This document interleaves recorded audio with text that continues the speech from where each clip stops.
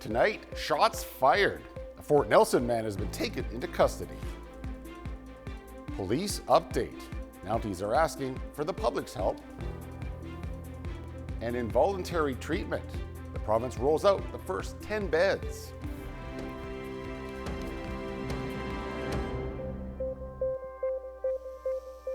Well, good evening and thank you very much for joining us. And we begin tonight with a man in custody after shots were fired and vehicles set on fire.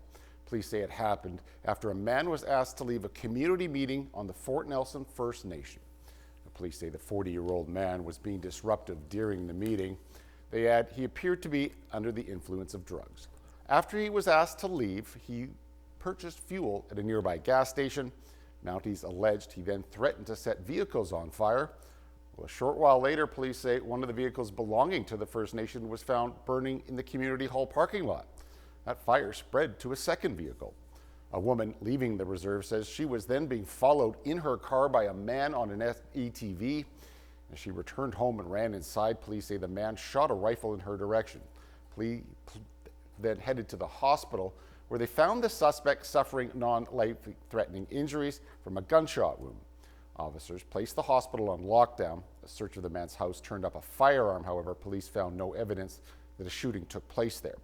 Mounties are asking for the public's help to stop spreading rumors on social media. There'll be an increased police presence in the area as the investigation continues. Anyone with any information is being asked to contact the RCMP detachment in Fort Nelson. The BC RCMP is asking for the public's help in the murder of a Dawson Creek woman. Police are looking to retrace the last steps of the 24-year-old before her body was discovered. Last week, CJDC-TV News named Emily Ogden as Dawson Creek's second murder victim of the year. Now police confirming that information in the hopes of moving their investigation forward. Mounties are also now saying Ogden was murdered. They previously said her death was suspicious. Investigators want to know what Emily was doing from the time she was reported missing by the Fort St. John RCMP back on March the 29th until her remains were discovered on 231 Road in Eris. Police wanting to talk to anyone who may have seen Emily or heard from her during the time she was reported missing. Anyone with any information is being asked to contact the RCMP detachment in Dawson Creek. Ogden's death has been linked to the ongoing drug turf war that's gripped the Peace region for the past 2 years.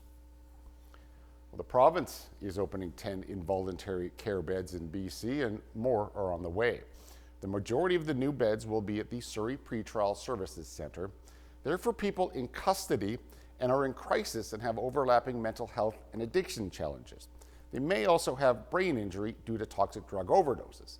The province says it's working to add and modernize another 400 mental health care beds throughout British Columbia. It hasn't been specified whether any of those beds will be here in Northeast BC. And to British Columbians that we were going to find a way to do better for people who are struggling in this way, for their safety, for their health, to try to get them back on track, find a way to rebuild their lives, but also for the safety of the broader community. The doctor overseeing the province's expansion of involuntary care has said people who are addicted to drugs but not suffering from mental health impairment will not be held against their will. The province is looking to reduce the risk of wildfires as that season gets underway.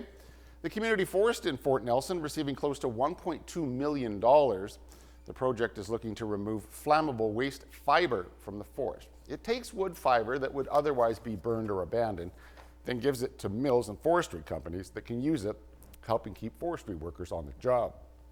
The province says the money will help support forestry projects in rural, remote, and First Nations communities. One of BC's busiest parks will be temporarily closed tomorrow to give the local First Nation time with their land before it becomes a tourist hotspot. There will be no public access to Joffrey Lakes Park just east of Pemberton between April the 25th and May the 16th. The province says the closure is meant to support Indigenous celebrations and cultural activities, adding there will likely be more temporary closures this season. When the park reopens, visitors can only come after booking a free day pass. Backcountry reservations are not yet available. When a man in Nanaimo posted an open invitation for American tourists to visit Vancouver Island, he had hoped to renew a feeling of camaraderie between Canadians and our southern neighbors. Well, now, almost 2 months later, that date to that open invitation has arrived, and hundreds of Americans from all over the United States are expected to arrive in the region this week. Andy Garland reports.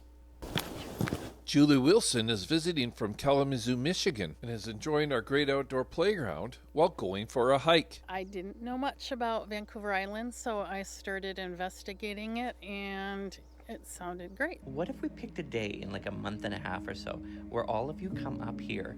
She got the idea after seeing this viral video on TikTok posted in late February, inviting Americans to come to Nanaimo and Vancouver Island to support our local economy in a time when the U.S. president still continues to threaten our sovereignty. For me growing up, Canada was truly my neighbor, and I just am heartbroken. Nanaimo-based business journalist Todd Maffin is behind the invite, which all began when he started posting about Buy Canadian. A lot of Americans were in the comments saying, no, we really support Canada. He says once his invite was posted, hundreds of Americans messaged him that night, saying they're coming. Even if it is just 100 American tourists with American dollars spending money in this economy during a shoulder season will make a noticeable difference. Measurements are being taken at Maffei-Sutton Park today to transform this green space into a local market tomorrow afternoon, just for the arrival of our friends to the south. When we bring in tourists from outside of Canada, that's how we really grow our economy, because we're bringing new money in.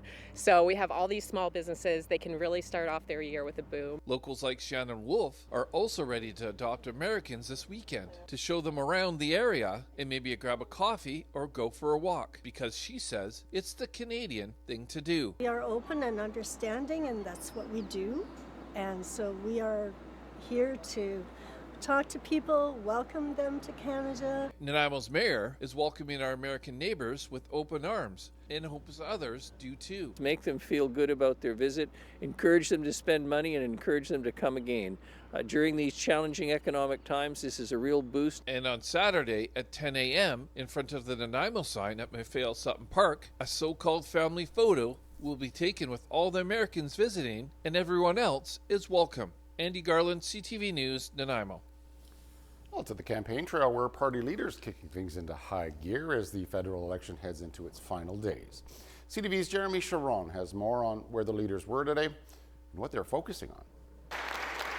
With just days to go before Canadians head to the polls, U.S. President Donald Trump and his comments about Canada yet again front and center on the campaign trail. Yesterday was more proof, as if any were needed, that the old relationship with the United States is over. At a campaign stop in British Columbia, Liberal leader Mark Carney took aim at Trump for threatening yesterday to raise auto tariffs and repeating threats to Canada's sovereignty. Carney also confirmed Trump raised the idea of Canada becoming the 51st state during their call in March. He'd previously said Trump respected Canada's sovereignty during that call. Yes or no, did Mr. Trump bring up the 51st state in his call with you? I said that he did. Him raising something, and then where the discussion is. He has these things in his mind. This is not news. He raises it all the time. Hey everybody, thank you so much for being here. While at a stop in Winnipeg this morning, NDP leader Jagmeet Singh focused on how his party would fight back against the U.S. president and support workers impacted by the trade war. I'm worried, I think as a lot of Canadians are worried, that if Mark Carney's not being straight up with us, he's not going to be straight up with us in the negotiations. And workers are worried about what's going to be on the table. While Pierre Poilievre today stuck to his party's message at a stop in Halifax. After the lost Liberal decade of rising costs and crime and a falling economy under America's thumb, we cannot afford a fourth Liberal term. The Conservative leader pledged to scrap electric vehicle sales mandates. Canada has said 20% of all new vehicles sold must be electric by 2026. Let me be clear. I have nothing against electric cars. If you want one, buy one. Free choice. Make your own decision. I encourage you to buy one that's made in Canada. Now, the race in this election campaign is only getting tighter. The latest Nanos numbers show the Liberal lead over the Conservatives is down to just 4 points. Jeremy Sharon, CTV News, Ottawa.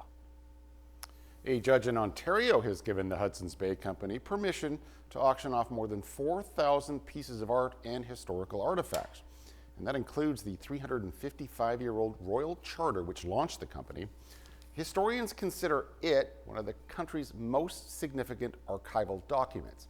Well, the Assembly of Manitoba Chiefs is asking for the sale of any items linked to their First Nations to be halted. The Bay has announced plans to liquidate its remaining stores. A 30-year-old man is dead following a police-involved shooting outside Toronto's Pearson International Airport. Police say officers were called to the airport around 7 this morning over a dispute outside the Terminal 1 departure area. The parties involved were adults who were known to each other. Police say the victim was shot after he abruptly pulled out a gun. Ontario's police watchdog is now investigating the case, and they say the man was in distress and did not fire his gun. Our officers spent an amount of time trying to resolve the dispute, an immense amount of de-escalation and engagement with the parties. Police say the shooting had nothing to do with the airport and believe there's no further risk to the public. Flights were not impacted, though traffic outside the airport was stalled for hours as travelers were rerouted while investigators were on scene. The Vatican says more than 90,000 people have already filed through St. Peter's Basilica to pay their respects to Pope Francis. Crowds of well-wishers and worshippers continue to line up this evening ahead of the funeral on Saturday. CTV's Geneviève Beauchemin is at the Vatican. For each person filing past the casket of the People's Pope, a story, a connection. A reason to want to capture this moment in history. Many are tourists turned pilgrims. I think that in the first place, how lucky we are to be able to see this, because how many people in the world would like to be, and they are not here. I was very, very emotional. I didn't think I'd cry, but when I saw him, I did. I started to cry. My daughter seen the Pope, and even 2 years ago we met the Pope in Budapest by person, and now we wanted to come. We are on a cruise now, on a cruise, and we came just for the Pope. Around 3,000 pilgrims move through the silence of the Basilica each hour. And with the Pope's family members seated near the casket, soccer players came to offer their prayers. The Pope, a well-known fan of the beautiful game. Cardinals summoned from around the world also continue to converge onto the Vatican. 113 had arrived by morning when a meeting was held in a hall next to the Basilica. Vatican analyst Gerard O'Connell says they're discussing final details on preparations for Saturday's funeral, but also plans for the conclave to elect the new pope.